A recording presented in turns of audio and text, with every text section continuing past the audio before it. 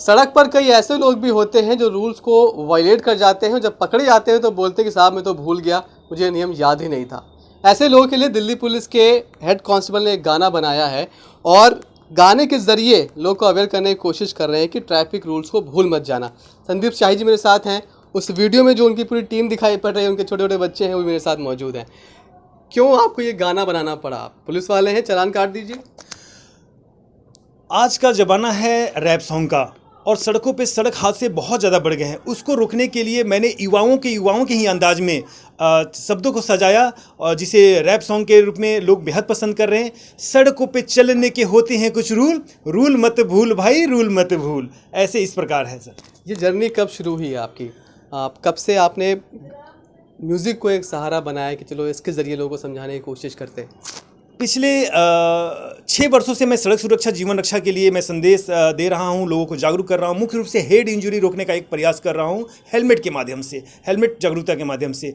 लेकिन मुझे 3 वर्ष पहले एहसास हुआ कि नहीं, लोगों को जागरूक करने के लिए मुझे तरीके बदलने होंगे। जैसे कि अगर आप देखेंगे कि एक बार मैं सड़कों पर जाके लोगों को आईना दिखाता था, क्योंकि आईना झूठ नहीं बोलता था। मैंने खुद सिर में हेलमेट बांधा था और लोगों को आईना दिखाता था। लोग सॉरी बोलते थे, उनको अपनी गलती का एहसास होता था कि वो अपनी तस्वीरें विदाउट हेलमेट अपने आईना में देखते थे।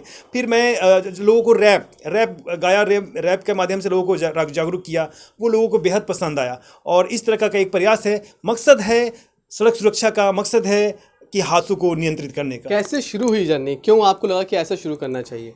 दिल्ली के मोती नगर में एक ट्रक वाले ने मुझे हिट किया, जिसके दौरान मैं बाइक पे था और मैं गिर गया। हेलमेट पहनने की वजह से मैं सुरक्षित रहा। मेरे हाथ और पैर में चोट आई और सिर की चोट से मैं बच गया। आज आपके सामने मैं सुरक्षित खड़ा हूँ, वो हेलमेट पहनने की वजह से हूँ। तो मुझे लगा कि अपने देश में सबसे ज़्यादा बाइक चालक, टू व्हीलर हादसों के शिकार होते हैं और उसका एक बड़ा कारण होता है हेड इंजरी, और हेड इंजरी का कारण होता है हेलमेट ना पहनना और हेलमेट को सही तरीके से ना बांधना। तो इसके लिए मैं हेलमेट की अवेयरनेस कर रहा हूँ, हेड इंजरी रोकने का प्रयास कर रहा हूँ। पूरे परिवार को आपने इसी काम में लगा रखा है। हमने देखा कि आप एनिवर्सरी पर भी आपकी फ़ोटोज़ देखी, जो आप वाइफ को लेकर सड़क पर खड़े लोगों को हेलमेट बांट रहे हैं। क्या पूरी फैमिली इसी काम में लगी हुई है? सर, हादसे कम नहीं हो रहे हैं। ये बेहद आहत करने वाला विषय है। परिवार में, रिश्तेदार में, देश में रोज़ अखबार हम उठाते हैं, पढ़ते हैं तो लगता है मन बहुत आहत होता है कि इसको कैसे कम किया जाए। इस क्रम में जैसे कि मैं अपना जन्मदिन नहीं मनाता, मैं अपनी शादी की सालगिरह नहीं मनाता, उस बचाए हुए पैसे से मैं कुछ हेलमेट परचेज करता हूँ और ये परचेज मैं अपनी सैलरी के पैसे से करता हूँ। फिर सड़कों पर जाता हूँ, उन लोगों को हेलमेट पहनाता हूँ जो विदाउट हेलमेट होते हैं और उनको हेलमेट पहना के उनके आगे की सुरक्षित यात्रा की कामना करके विदा करता हूँ। ठीक है, उनके बच्चे मेरे साथ मौजूद हैं। पापा के काम में मज़ा आ रहा है? देख के अच्छा लगता है?